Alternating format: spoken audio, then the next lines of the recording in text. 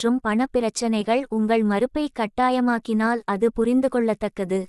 ஆனால் உங்களின் இந்த முடிவு எங்கள் மீதான உங்கள் தனிப்பட்ட வெறுப்பை வெளிப்படுத்துவதற்காக மட்டுமே என்பதும், நீங்கள் வேண்டுமென்றே இவ்வளவு காலம் முடிவெடுக்காமல் இருப்பதும் வேதனை அளிக்கிறது.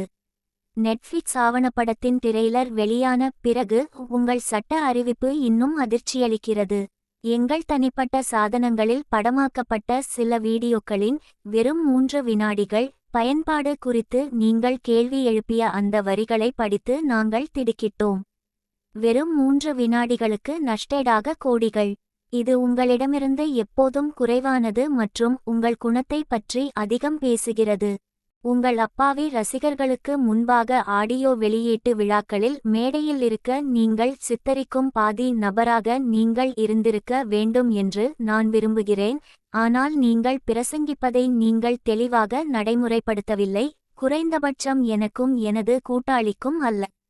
தொகுப்பில் உள்ள அனைத்து நபர்களின் வாழ்க்கை சுதந்திரம் மற்றும் சுதந்திரத்தை கட்டுப்படுத்தும் ஒரு தயாரிப்பாளர் பேரரசராக மாறுகிறாரா?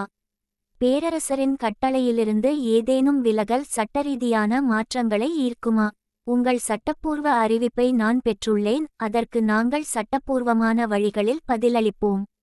எங்களின் நெட்ஃபிக்ஸ் ஆவணப்படத்திற்காக நானும் ரவுடி தானின் கூறுகளை பயன்படுத்துவதற்கு நீங்கள் NOC கொடுக்க மறுப்பது, பதிப்புரிமை கோணத்தில் நீதிமன்றத்திற்கு உங்களால் நியாயப்படுத்தப்படலாம், ஆனால் அதற்கு ஒரு தார்மீக பக்கமும் உள்ளது என்பதை நான் உங்களுக்கு நினைவூட்ட விரும்புகிறேன். கடவுளின் நீதிமன்றம் படம் வெளியாகி கிட்டத்தட்ட 10 வருடங்கள் ஆகிவிட்டன. உலகத்தின் முன்முகமூடியை அணிந்துகொண்டு யாரோ ஒருவர் தொடர்ந்து இந்த கேவலமாக இருப்பது நீண்ட காலமாகும். ஒரு தயாரிப்பாளராக உங்களது மிகப்பெரிய வெற்றிப்படங்களில் ஒன்றாகவும் இன்றும் அனைவராலும் விரும்பப்படும் திரைப்படமாகவும் நீங்கள் கூறிய அனைத்து கொடூரமான விஷயங்களையும் நான் மறக்கவில்லை. வெளியீட்டிற்கு முன் நீங்கள் சொன்ன வார்த்தைகள் சில ஆறாத வடுக்களை ஏற்கனவே எங்களுக்கு விட்டுச் சென்றுள்ளது. படம் பிளாக்பஸ்டர் ஆன பிறகு உங்கள் ஈகோ மிகவும் பாதிக்கப்பட்டது என்பதை திரைப்பட வட்டாரங்கள் மூலம் அறிந்தேன். இந்த படத்தின் வெற்றியின் மீதான உங்கள் அதிருப்தி இந்த திரைப்படத்துடன் இணைக்கப்பட்ட விருது விழாக்கள் மூலம் சாமானியர்களும் கூட உணரக்கூடியதாக இருந்தது. ஃபிலிம்பேர் 2016. வணிக போட்டியை தவிர்த்து பொது வாழ்வில் உள்ள முக்கிய நபர்கள் பெரும்பாலும் மற்றவர்களின் தனிப்பட்ட வாழ்க்கையை தொந்தரவு செய்வதில்லை.